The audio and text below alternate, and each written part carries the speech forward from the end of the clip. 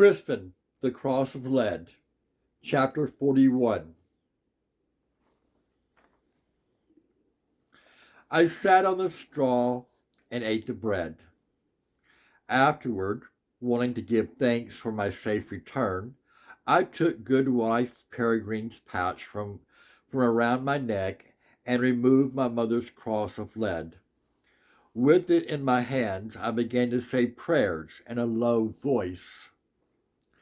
As usual, I prayed for the well-being of my mother's and my father's souls. This time I added Bear's name to those for whom I begged protection. Prayers done, I lay back on the pallet and thought of all I had seen and done that day. It was hard to grasp. Then I listened to the rain as it continued to beat down, hoping it would lull me to sleep. My mind kept returning to this man, this John Ball, whom Bear was meeting, wondering if he were part of my puzzle, and why Bear was hiding him from me. Unable to resist, I got up and crept out the door, then out to the dim hall. When I reached the steps, I moved down silently, holding on to the wall for balance. Halfway, I paused and looked into the dimly lit room.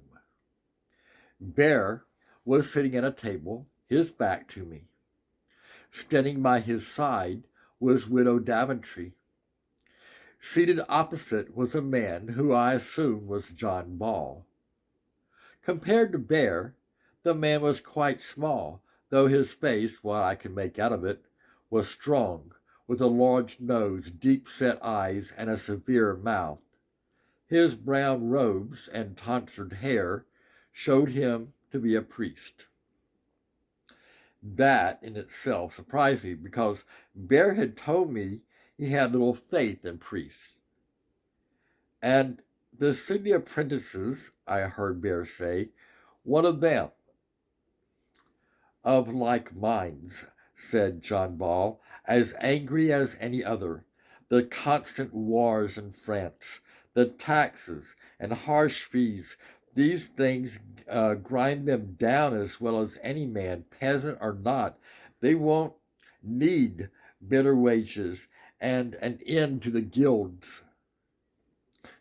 All that may be true, Bear said, but from what I've seen and heard in my travels, they won't rise up now.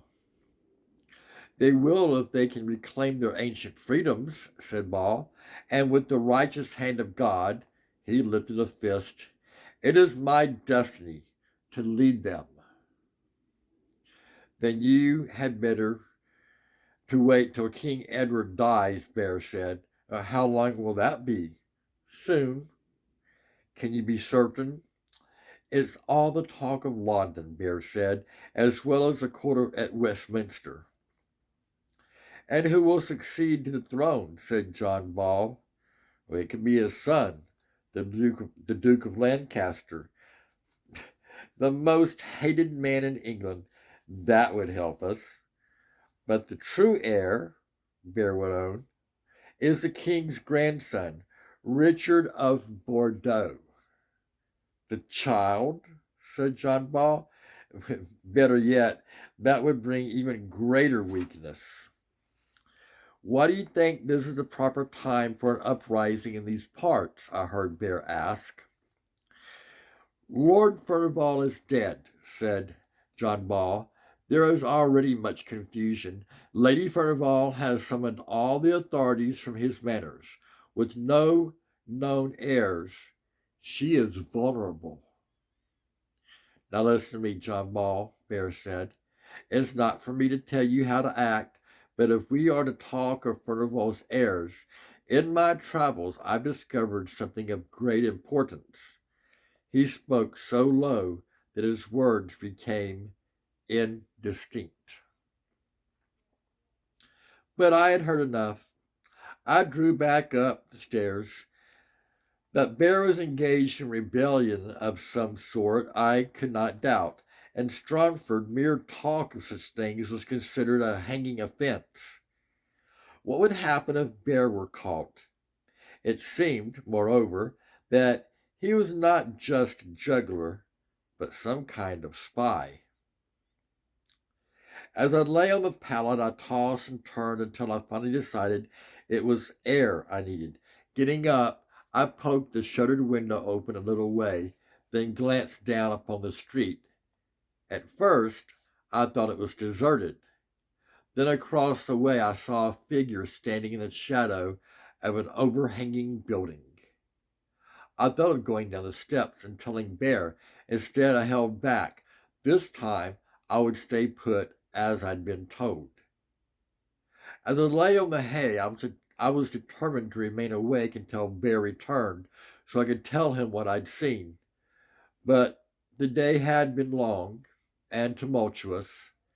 Despite my intentions, I fell asleep.